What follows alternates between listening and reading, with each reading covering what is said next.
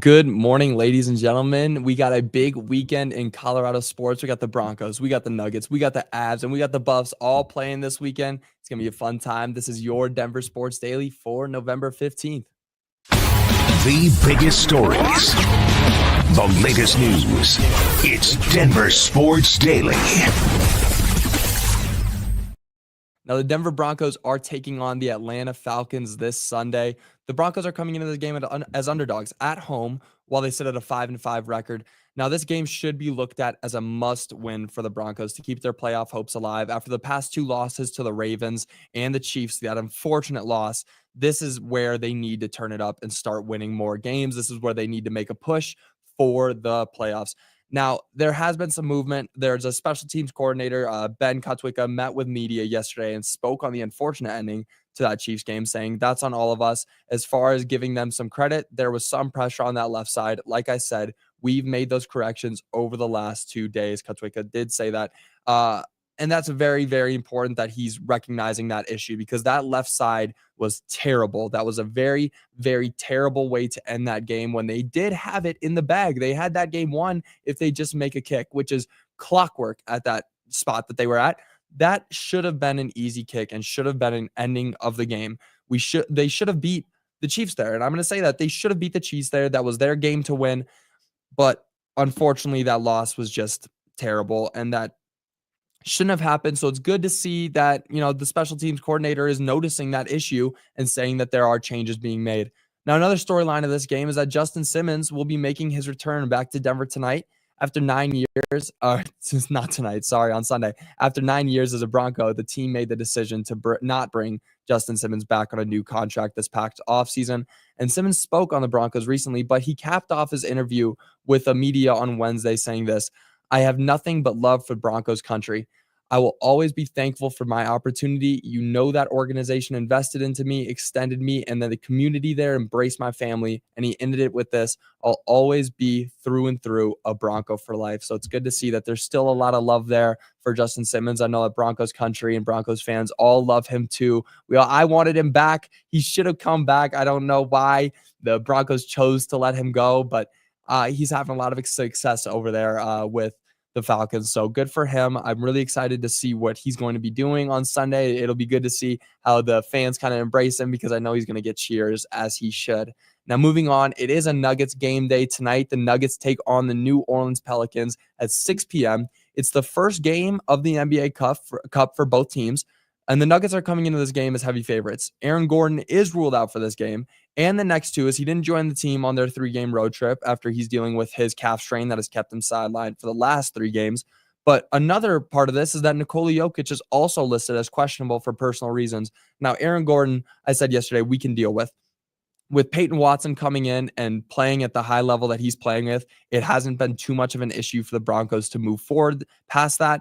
But Nikola Jokic is having an incredible season. Nothing that I've ever seen before watching him. An MVP caliber season again. And not only an MVP caliber season, his best season of all time. The last 4 games, he's averaging something like 29, 15, and 13. Those are incredible numbers. Those are numbers that have never been seen before.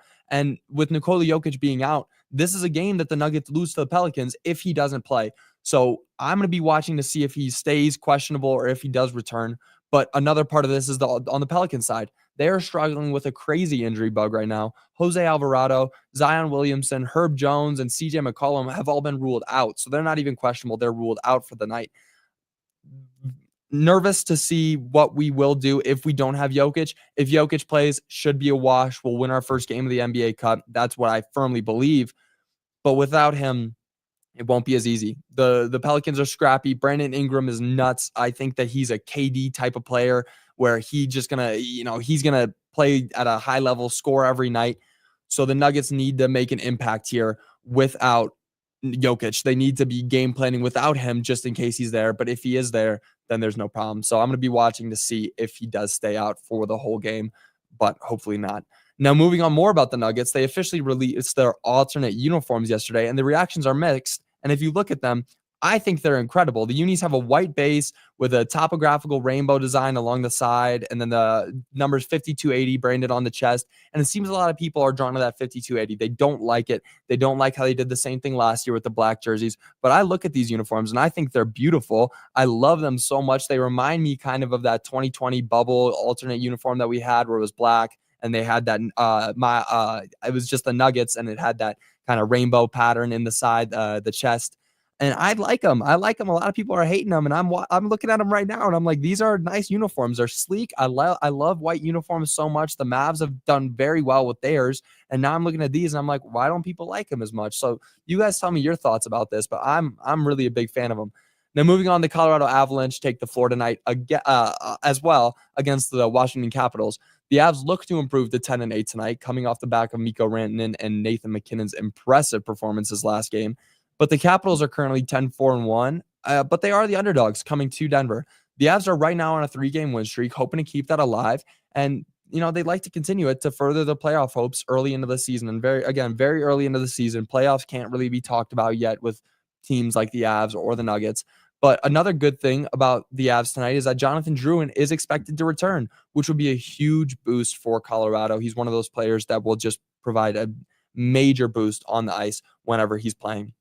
And now moving on to the CU Buffs play Utah tomorrow in a must-win game to keep their playoff hopes alive. And I'm saying must-win with a grain of salt because every single game that they play now is a must-win if they want to make the playoffs. Now, they are bowl eligible. We know that. But they want to make the playoffs. They don't just want to go to a bowl. I think that Dion and, Shadur, Travis Hunter, they all want to make the playoffs. They want to be in that first 12-team playoff bracket. They want to cement themselves as a legacy at CU.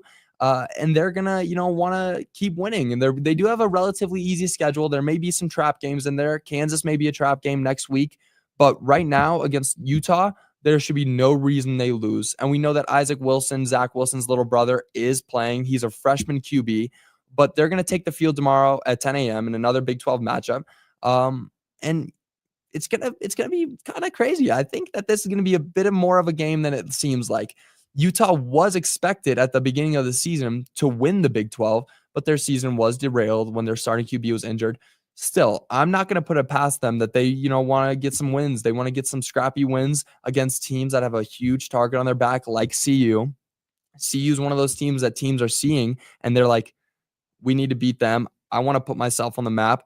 That's the mentality that these teams are having when they come to play CU. And when they're coming to Boulder, they're not coming to leave, another team that CU beats. But I really do honestly believe that the Buffs have this in the bag. They should be able to walk through this one as they should with Kansas. And then they finish off the season with Oklahoma State. Those are the last 3 games. And there's no reason that they should lose any of those games. That's going to do it for your Denver Sports Daily today, guys. I'm very excited to see what's going to happen with these games this weekend. I'm going to be tuning in to all of them, and then I'm going to be back with you guys Monday, and we're going to break it all down. But you guys have a great start to your weekend. I'll see y'all later.